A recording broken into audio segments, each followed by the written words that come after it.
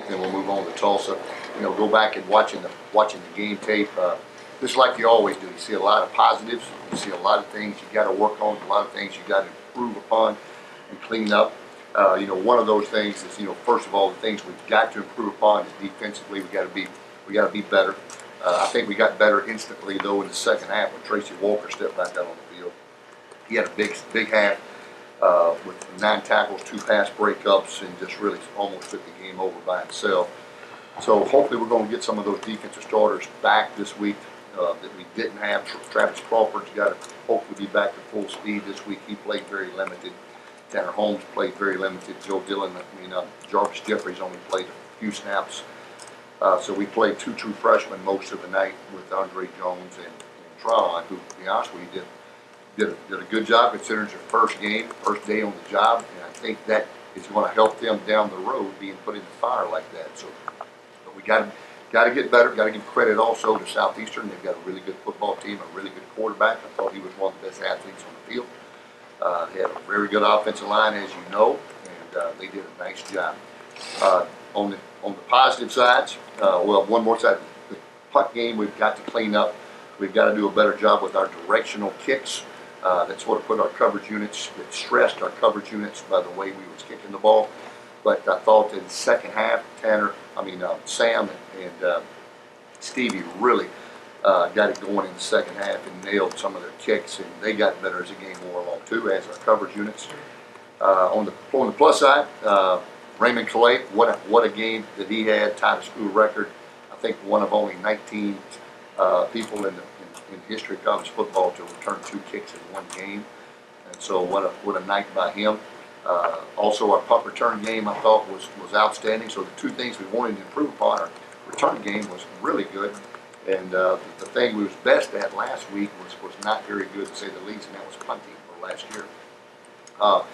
Offensively, I thought at times we looked good. I thought at times we sort of fluttered a little bit. I thought Jordan at times looked pretty clean. Yeah, I know he had one mistake he wished he'd had back with the intentional grounding, and then a couple of layups he missed on a couple of easy throws he probably took for granted. But he also made a couple of nice throws. One that was dropped, a really nice ball that he threw, and I thought he ran the ball very effectively. Thought he made the right checks, and for his first game, I think he'll only get better. So I was proud of the way he managed the game. Our offense had 0 turnovers, and our team only had 4 penalties for the night. So I thought those were both positive things, obviously, for a first game. I thought that the temperatures got to us a little bit, and I sort of anticipated that.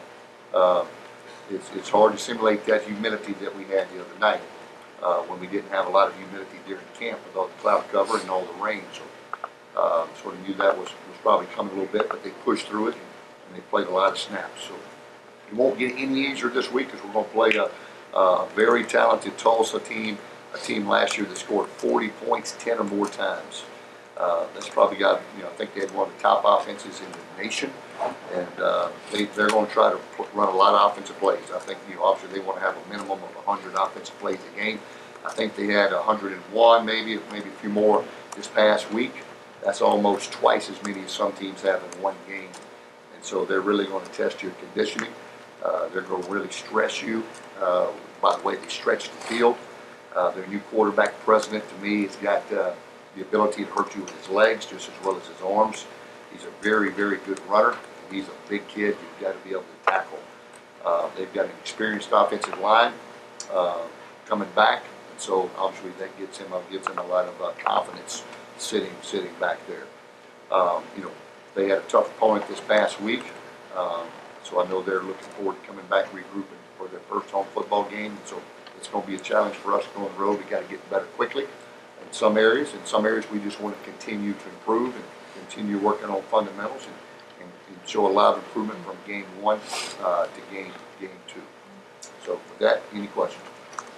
You mentioned what can you do to improve your conditioning? At this point, in 5 days, not a lot. I'm saying that will eventually come. The more you practice, the more you work. There's a fine line. We got to condition, but also, you don't want to have a tired football team. So getting in football shape will come by playing the game. But also, though, we're going to have more depth available this week. We didn't have very much depth this past week. Tracy out in the first half, and Marius Howard did not play at all, which he's back this week. And so more of our guys will be back this week. And so obviously that will help. Vince Thomas is back. He was out, and now he's one of our special teams guys. So we've got more depth available for this game, and so we're definitely will need it with the number of snaps we're going to play. You mentioned that the quarterback looked nice for Tulsa. Sometimes some people have described their offense as a plug-and-play offense. Do you kind of see that no matter who the players are, they're still going to be able to operate and function in the same way? Well, you got to have good players with no matter what offense or defense you run. The better the players, the better you're going to be. And he is a very, very good quarterback. And he's only going to get better as he gets more experience too. And that's a scary thing because he's very talented. He can run, he can throw. He's a big kid. So it'll be a challenge containing him for sure. Coach, is it too early on Regis and Holmes, or injury-wise, or what do y'all know now? Yeah, I think it's probably a little early, Kevin. I think we'll know a little bit more as the week goes on. I think I can see them probably both being available, but how effective can they be? We'll know as the week continues on, and seeing how they react to rehab. Zion Hill still a couple weeks away. Zion will play this week if everything goes to plan. We're going to ease him in today. He'll be full speed Wednesday, Thursday, and then he will get to play on Saturday. So just obviously more depth that we have coming back that was much needed. We'll have about 6 players on defense for this game that really didn't have for the last game. That'll be a big plus. In camp, you mentioned your depth at running back, and in the first game, Regis, Wright, and Mitchell all scored touchdowns. Calais obviously had the 2 kickoff returns for touchdowns. And then Darius is expected to come back, I guess, in a week or 2. Yeah, a couple weeks. Does that kind of speak to how difficult it is to find those guys all touches and how talented they are? It's tough because we really feel like we've got a really good stable of backs, man. Those guys are all played well. And I tell you what else they did well. They're really good pass protectors. And not only did they run the ball effectively, they did a great job of picking up the pressures. And they're physical kids. And then, Raymond, we would like to get him a few more snaps too. He just didn't work out that way, but he was being very effective in the kicking game. So our backs, that's exciting to have so many, especially all of them so young with so many years left to be playing. So they'll be here for a while. Hey, Coach, guys like Braylon Trahan and Elijah Mitchell, how important is that for your team to have some of the true freshmen come in and make an impact right away? Well, that's going to help us down the road. That will only help us in getting put in the fire early, getting to play as much as they did too is going to help them. Trahan got to play most of the game, and so that will help him tremendously as we move forward.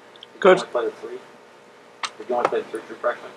And Mitchell, Jones, and Braylon.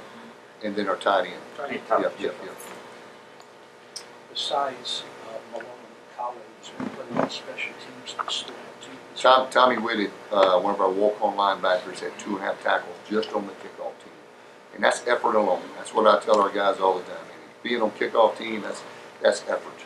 And he made 2 incredible plays, 2.5 really, just on sheer determination and effort. Love those guys. We got a lot of guys like that on our team that just are relentless, that play hard, and love that guy. And I've already penciled him in for some more playing time in some other spots. So I love rewarding kids that play off the board. Coach, Elijah had a lot of 5-6 yard type games, not the big 54-yarder that Trey did, but is that going to be a key this week playing against the offense that you have to consistently control the clock and get those 5- and 6 yard games? Yeah, you like those. I'd rather have more than 50 yarders though. You know what I'm saying? So I don't want to just say we want more than 5 or 6 yarders, but it'll be important to move the sticks. And I think it being his first game, he probably missed a cut or 2 that might would have got him a few more yards or some bigger gains. But I thought for his first game, he ran strong, he ran physical, he protected the quarterback, and he also protected the ball. For us having 0 turnovers and +3 in that category, I just thought was strong for the first game. So we'll need to continue doing that.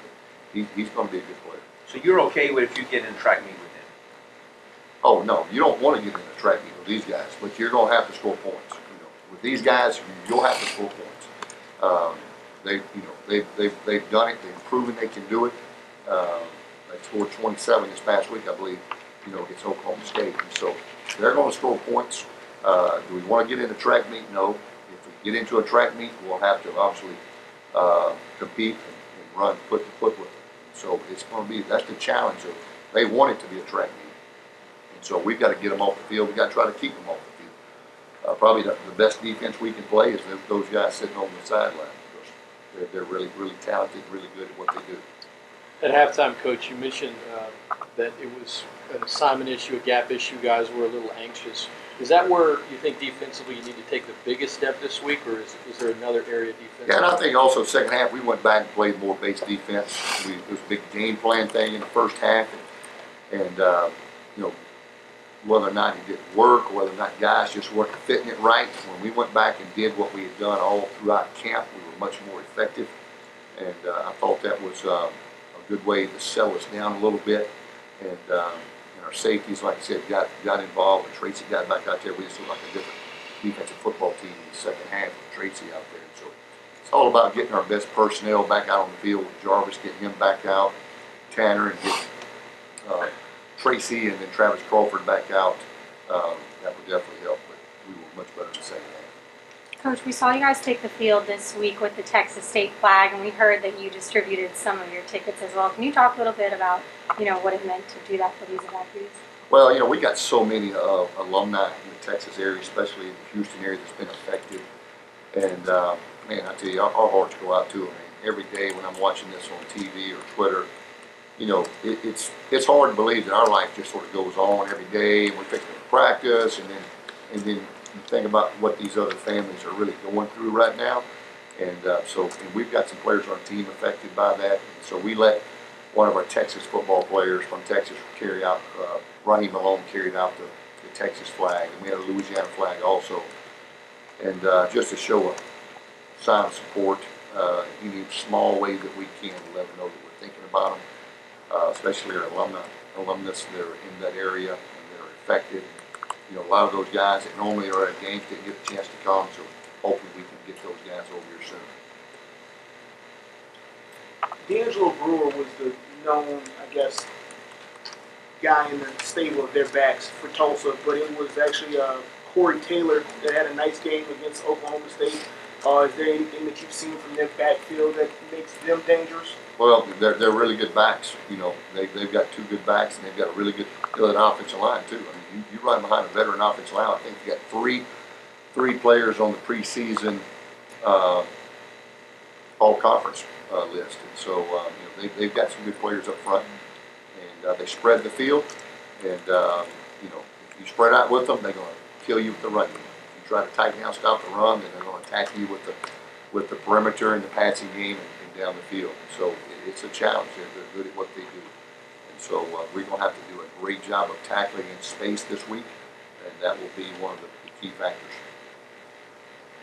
There's one thing you're looking for Jordan to improve on this week?